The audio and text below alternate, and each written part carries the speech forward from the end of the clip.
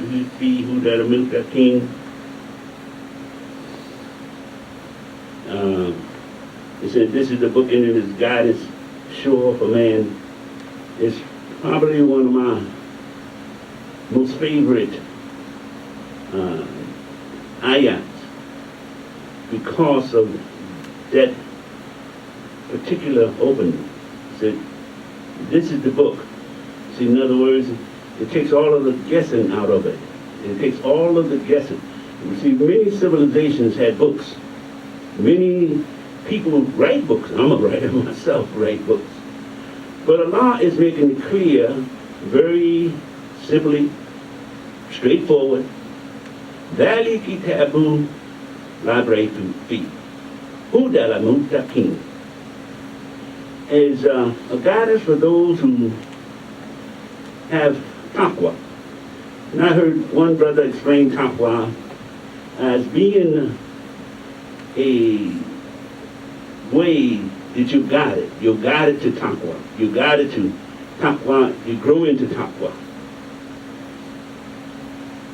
Which remains a little for discussion because Allah says He created us while we still was in our mother's womb. Still in our mother's womb. Now that lets me know and understand that He didn't leave anything out. There was nothing missing at my creation. There was nothing missing at your creation. There was nothing missing. Allah put everything we needed into us. And the only thing that Allah says to man, one of the things that Allah says to man is that follow that nature. Follow that nature in which He has created us. He said it to insane, the thinking man. Follow that nature. Allah has created man with the perfect nature to follow Him. Although man, in his habits, in his own way of doing things, is not a perfect creature, meaning that he doesn't make mistakes. That's not what man is. Man is a perfect creature because he makes mistakes. You see, making mistakes and being perfect are two different things. If you have a child and your child does something wrong, that doesn't mean your child is corrupt.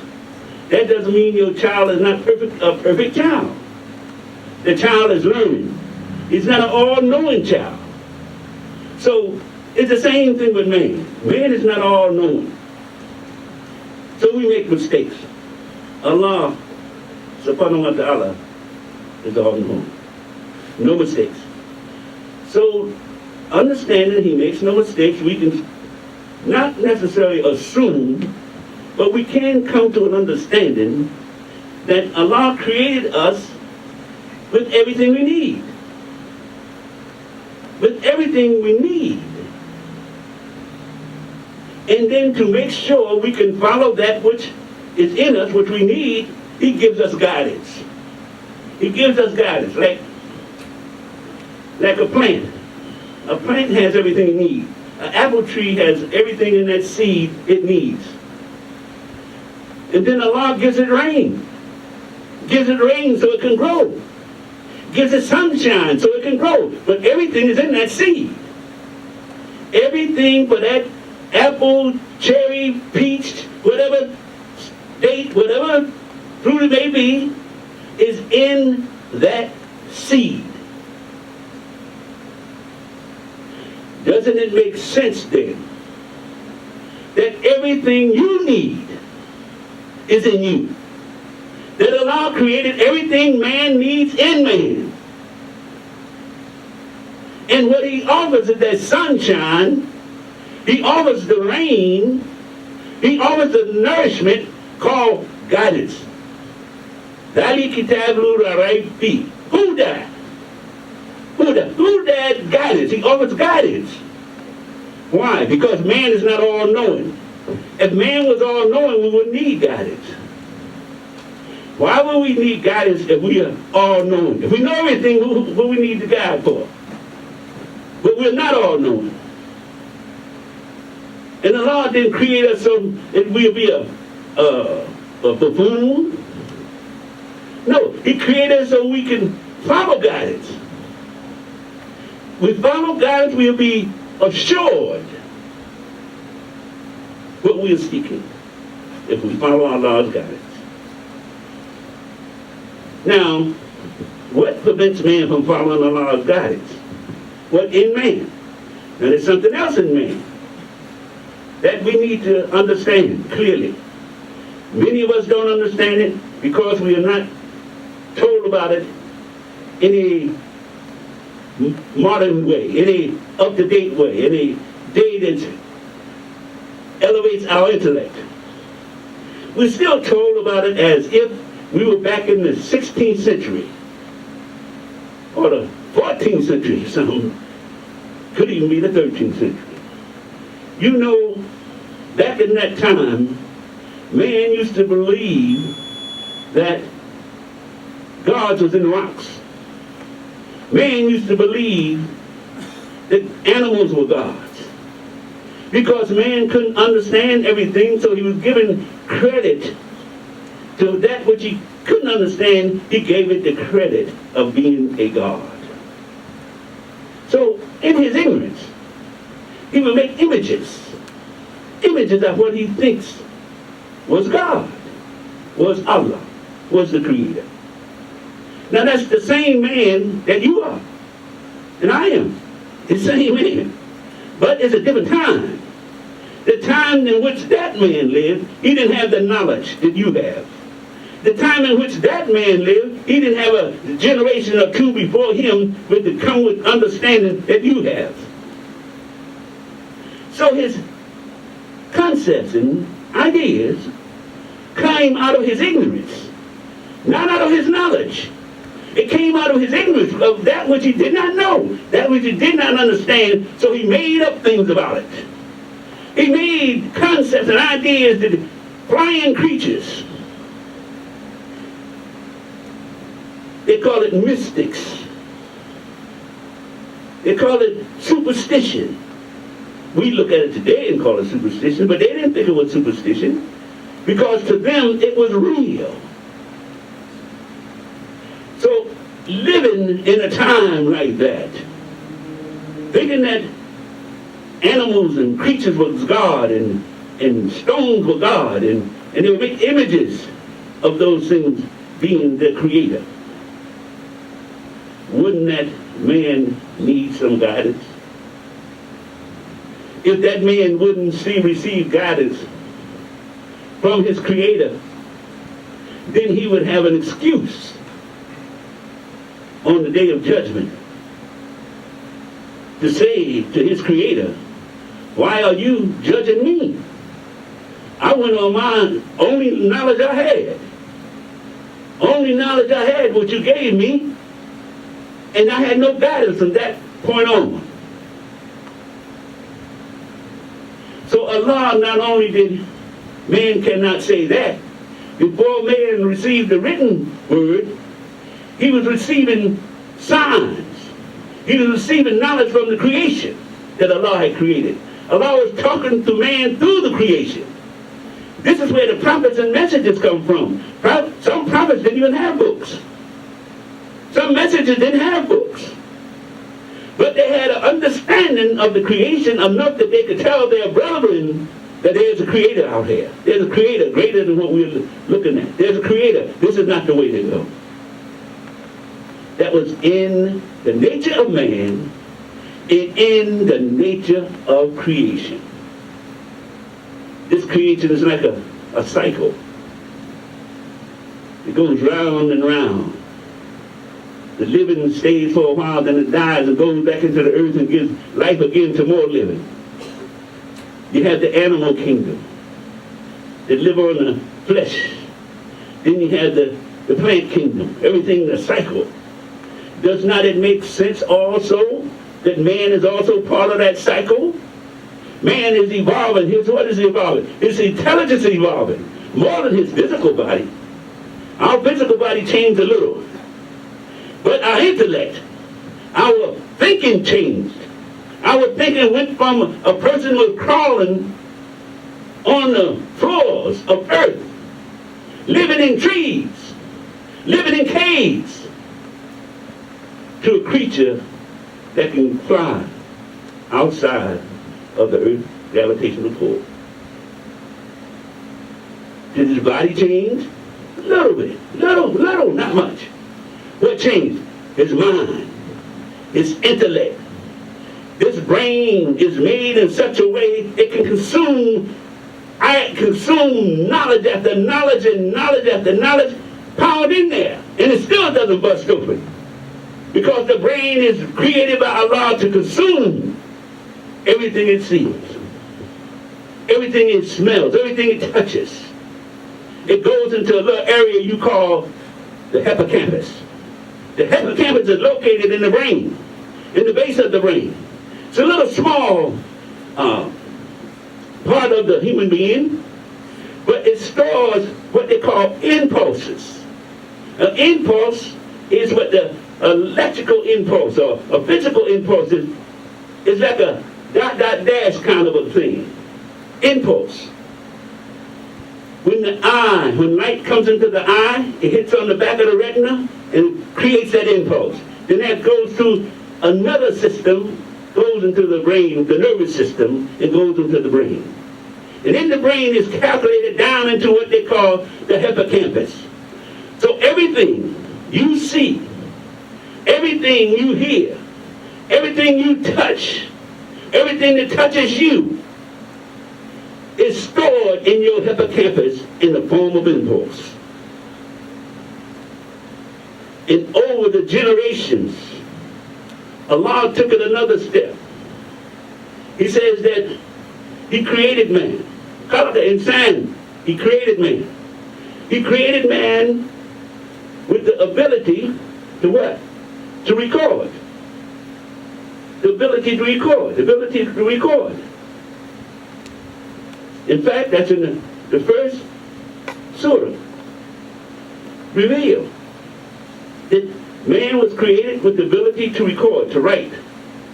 The pen, the use of the pen. See, we have to be clear understanding about not a pen alone, that you can write your name with a pen, no. But what does a pen do? A pen records what? It records everything you can put on it. So therefore, man went from recording to a pen to be able to develop what we call computers. Now that gives what? The brain more information. That gives the brain something more to do. Another tool to use to understand Allah's creation.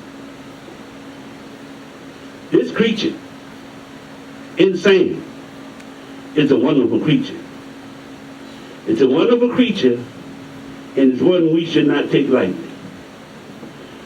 We should not take our creation lightly. Don't take it lightly. Don't just think we're here just to work somewhere and go home and watch television. It's more than that. We are here for a purpose.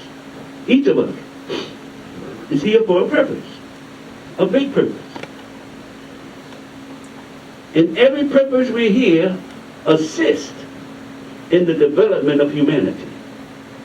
Humanity is developing in a way that it's like the exclamation mark or the exclamation point, or like a period at the end of a sentence, or a question mark at the end of a sentence, a statement.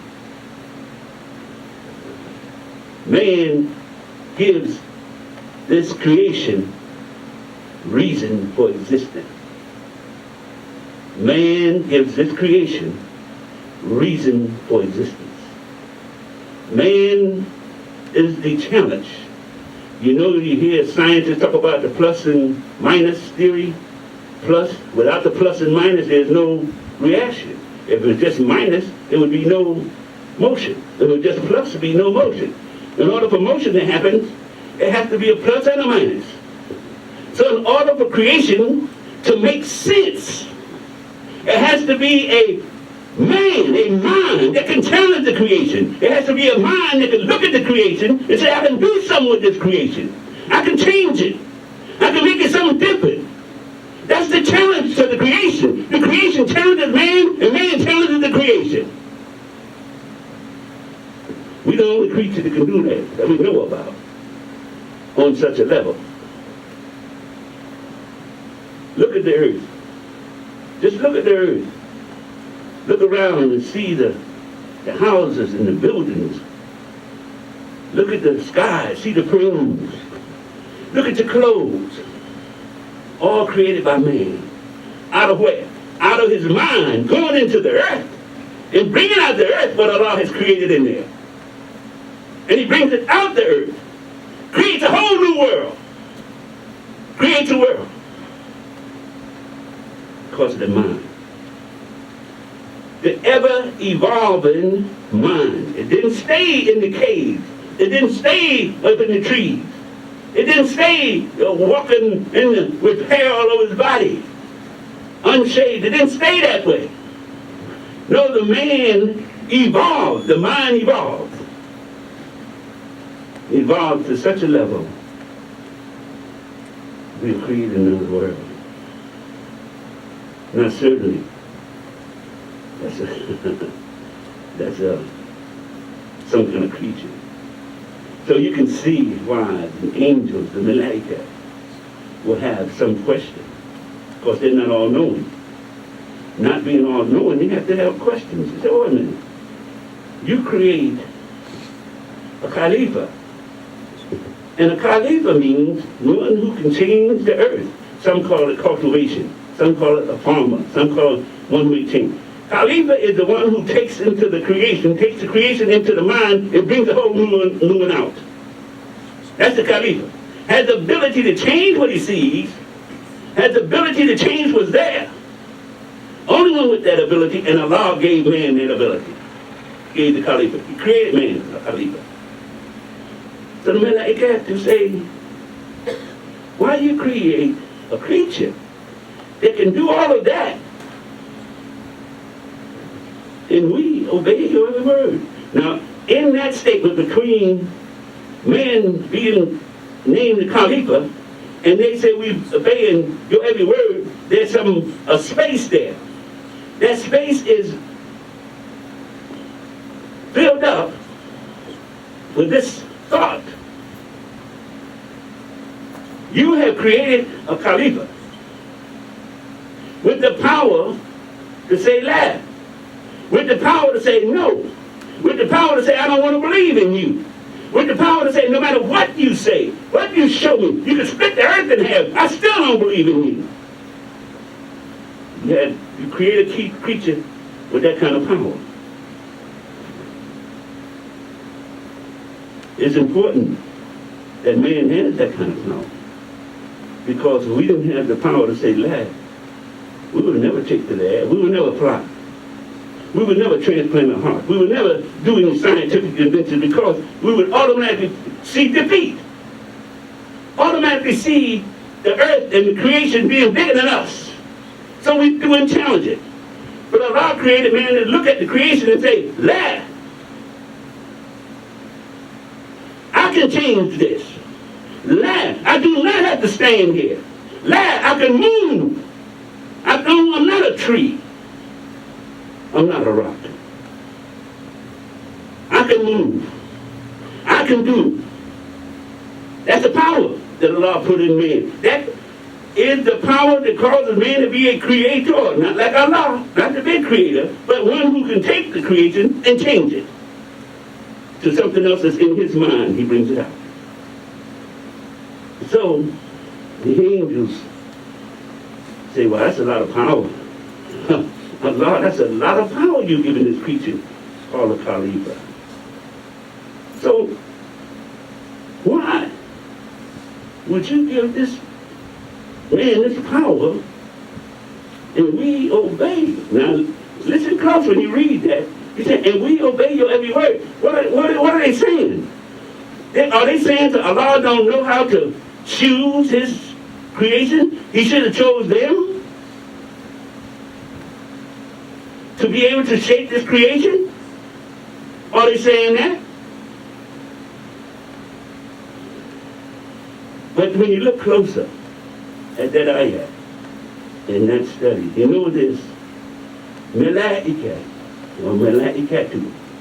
And that, you know there's another part to that. That means obedience. Obedience without any deception, any stop or anything other than obeying.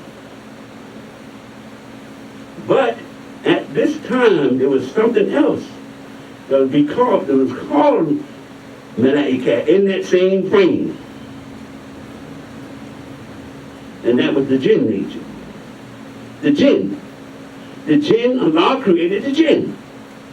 So the jinn was created to what? To obey Allah. So what that make the jinn? That makes the jinn a malaika. He was created to obey Allah. Allah created the jinn to obey him.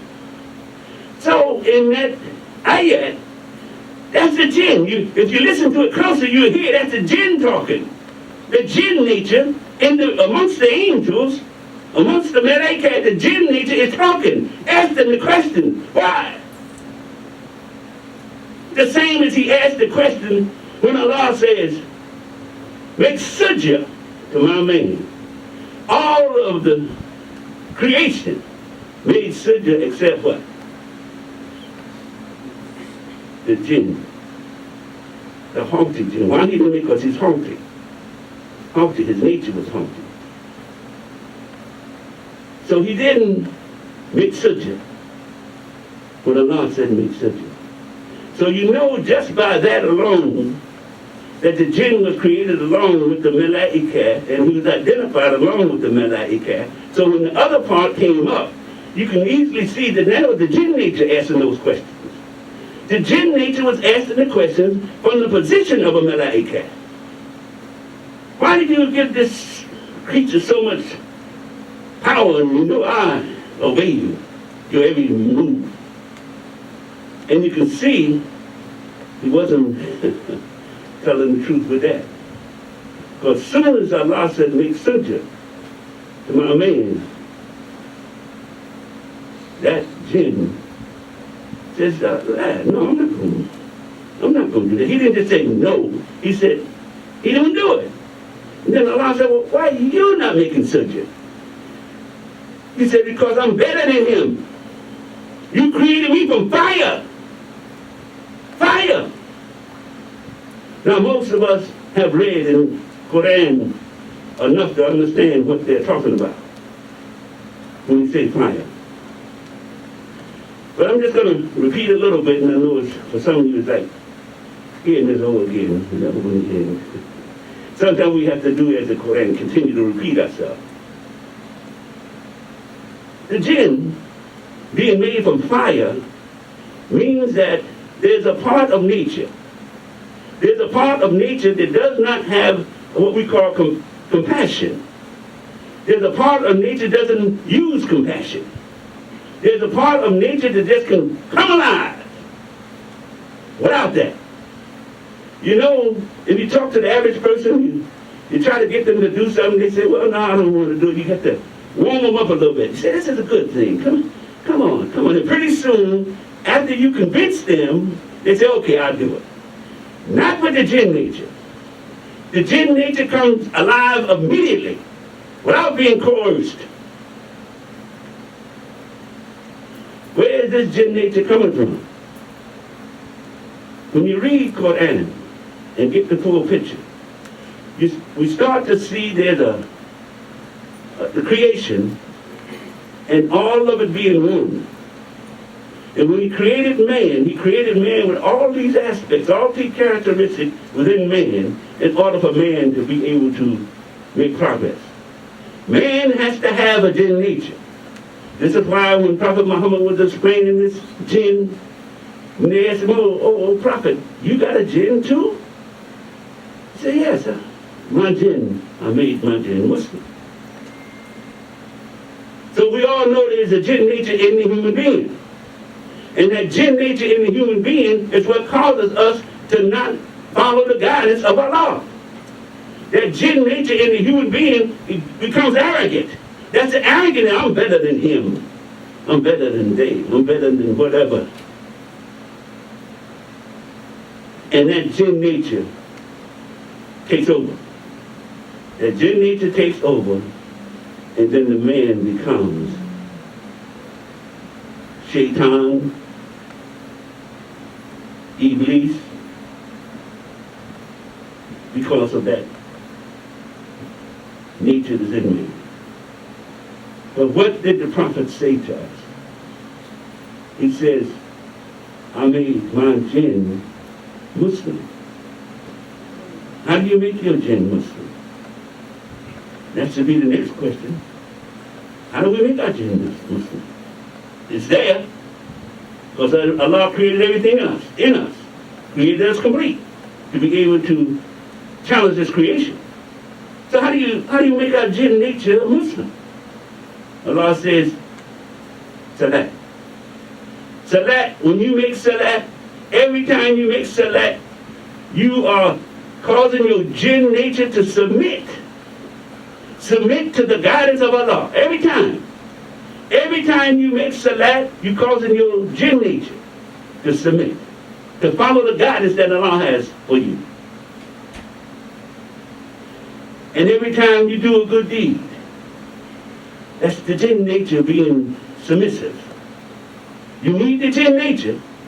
You can't get out of this world without the jinn nature. It wouldn't even be a good world, not a good world, it wouldn't be let's say, a pleasant world without the jinn nature. Why? Because the jinn nature is talking about the emotions. Jinn nature is the emotions in the human being. And all of the emotions in the human being are not bad. Some are good. And some are good, so good they can cause you trouble. People can fall in love with something, so much so it leads them down the wrong track. Love is a jinn nature. Hatred is a jinn nature. Arrogance is a jinn nature. Compassion is shaping the jinn nature. The jinn nature. The jinn nature is, when you start shaping the jinn nature in you, like Muhammad did in him, that's compassion.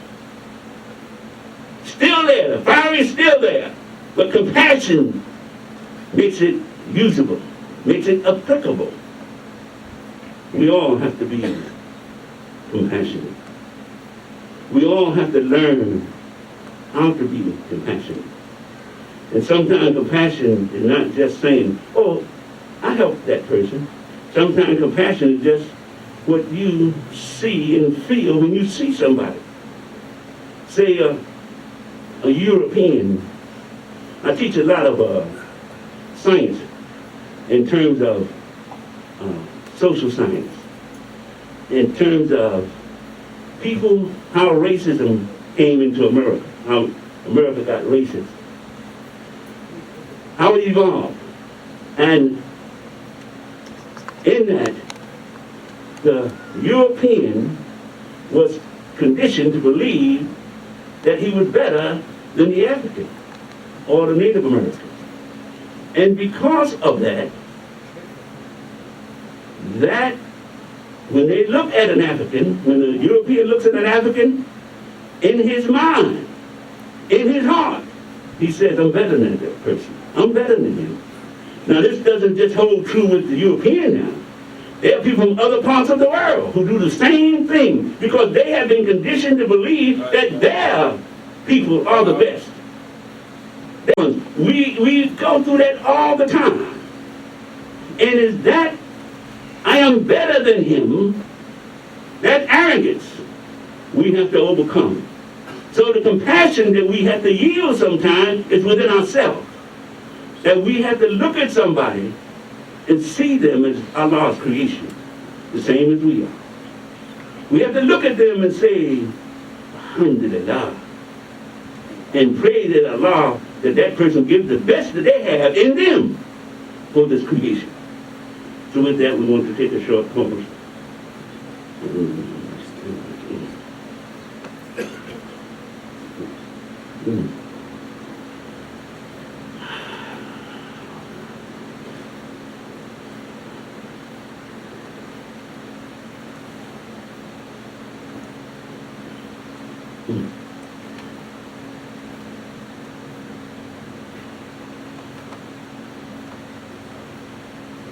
أعوذ بالله من الشيطان الرجيم. بسم الله الرحمن الرحيم. الحمد لله رب العالمين. I seek refuge in Allah from rejecting in the shaitan. All praises be to the Lord. I want to close this khutbah by just bringing a little closer these meanings that we all should have, regardless of what language you speak. If you understand my English enough to grasp some of the words, then you could be able to translate that into your language, the language, your mother language. You'll be able to find those meanings in the words that's in your mother language to come to some of the same conclusions. The world that we in today is a world that's changing by Allah's command. For one, don't think that some king or some president is doing all this changing to make the world a place that no one can live. Allah has created this creation in this world for man to evolve physically, emotionally, spiritually, intellectually, to evolve. Not only just evolve, but to evolve to become the best, to evolve to human excellence. There's a human being in each of us that Allah says He wants that to come to the excellence. Each one of us has to strive to reach human excellence. And it requires our ability to master the jinn nature that's in us. It requires our ability to follow the guidance in which Allah has for us, and especially that in the Quran. And the life example of Prophet Muhammad sallallahu alaihi wasallam. When we're able to put those things together in our everyday life, then the human excellence that's in us, that was created in us from the very beginning, begin to grow into that form of excellence for the human being. And the world becomes better. Each generation becomes better. In our lives, in our own generation, gets better. And it helps those around us, their lives get better because of that nature in which Allah has created in us. That human nature that we all have, no matter what we think, we all have this human nature with the ability to strive toward human excellence. So with that, we thank Almighty Allah for blessing us to be in here today. Rather than 10 minutes that you can appeal to us. Walking there, that. Let us get ready for Salat.